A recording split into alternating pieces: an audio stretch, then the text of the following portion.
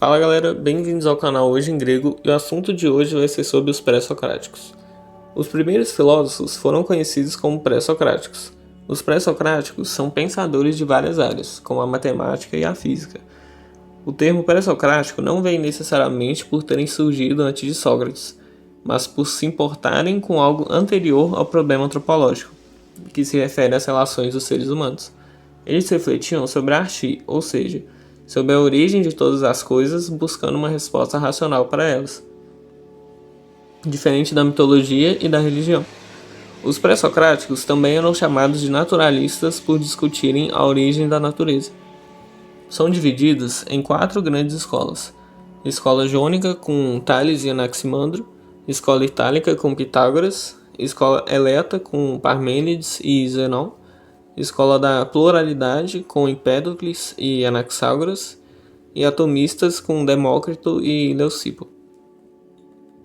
Primeiramente, na escola jônica, também chamada de escola milesiana, surgiu na cidade de Mileto, cidade famosa pelo filósofo Tales de Mileto.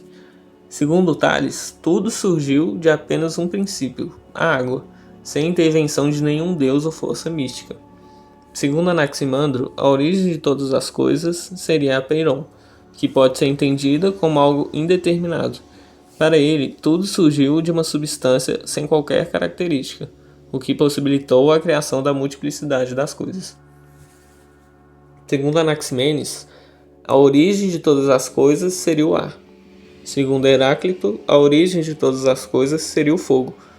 Também acreditava que o tudo era apenas uma coisa só. Independente de estarem certos ou errados, o mais importante foi a colocação racional acerca de um princípio natural. Era comum uma filosofia monista entre eles, em que buscavam a origem de todas as coisas em uma só substância.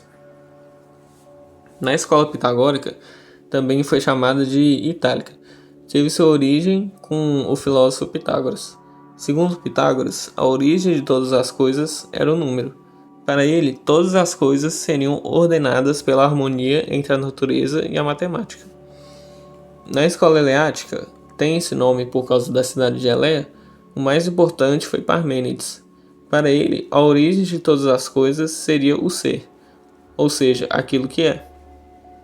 Tudo que existe é, e tudo que não existe não é, portanto, o não ser. Foi uma das filosofias mais importantes do período pré-socrático. Na escola da pluralidade, ela não é exatamente uma escola. Essa denominação apenas reúne filósofos que julgam que a origem de todas as coisas é múltipla. Uma parte dos filósofos defendiam a multiplicidade e a outra parte defendia a multiplicidade via a existência dos átomos. Empédocles defendia a ideia de que o princípio de todas as coisas eram os 4 elementos: ar, fogo, terra e água. Anaxágoras defendia um princípio chamado de homeomerias, que seriam as raízes ou sementes que dariam fruto a todas as coisas.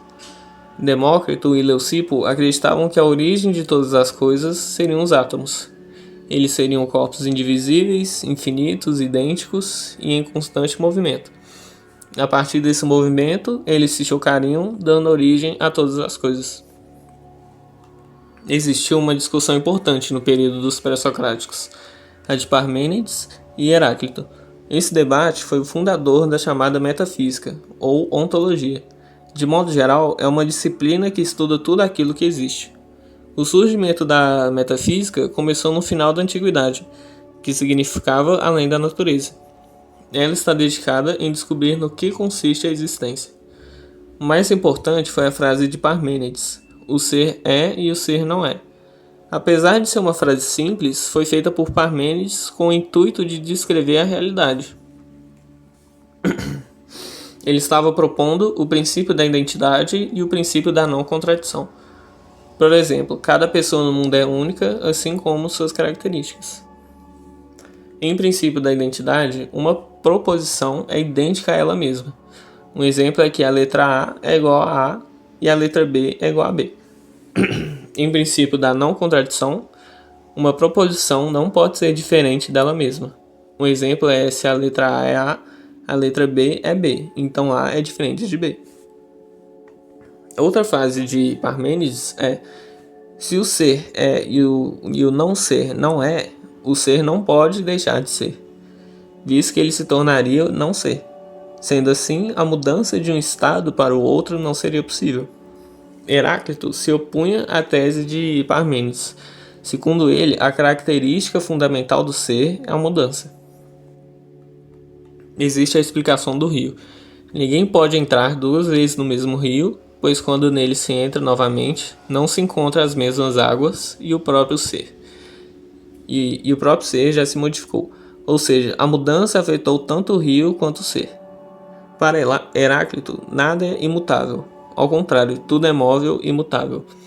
No entanto, aceitar essa tese implicaria em aceitar a ideia de que o ser pode vir a se tornar não ser, o que em termos lógicos é impossível. Assim, enquanto a tese de Parmênides é de um ponto de vista lógica e válida, a de Heráclito é empiricamente possível de verificar. Então é isso. Deixe seu like, se inscreve no canal para receber novos conteúdos sobre a Grécia Antiga e te vejo no próximo vídeo.